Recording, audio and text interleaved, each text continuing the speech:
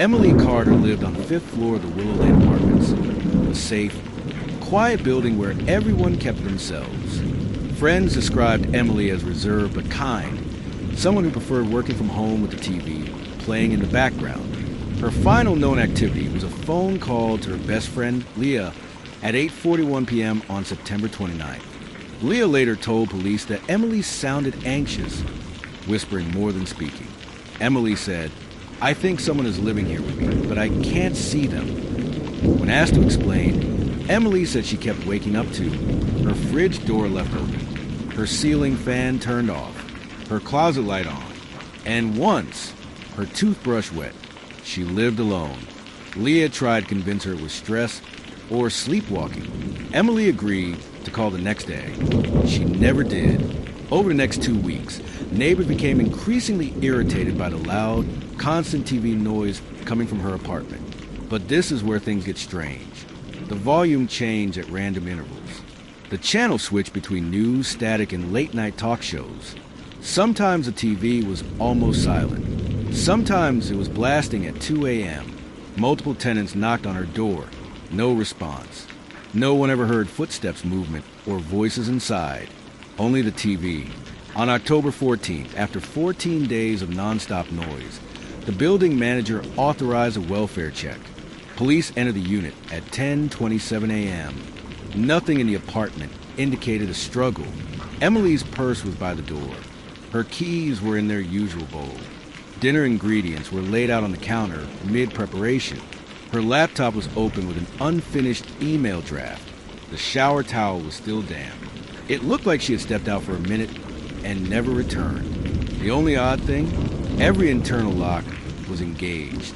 Emily couldn't have left without unlocking them, and no one could have locked them from the outside. This part is where the case takes a chilling turn. The building has 3 security cameras covering the hallway outside Emily's door, the front lobby, the elevator bank. Reviewing the footage, detectives discovered 1.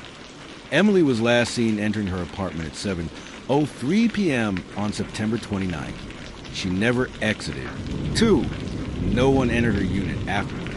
Not a single person, no delivery drivers, no visitors, no unknown individuals. 3. The hallway remained empty for the full 14 days. No shadows, no shapes, no anomalies, nothing. It's as if Emily vanished inside the apartment itself. Emily's phone remained on her nightstand. Police found 1 unsent text written at 2:18 a.m. No content, just an empty draft.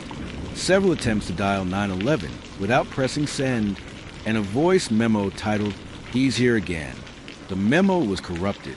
It contained only 2 seconds of audio, a faint inhale, then static.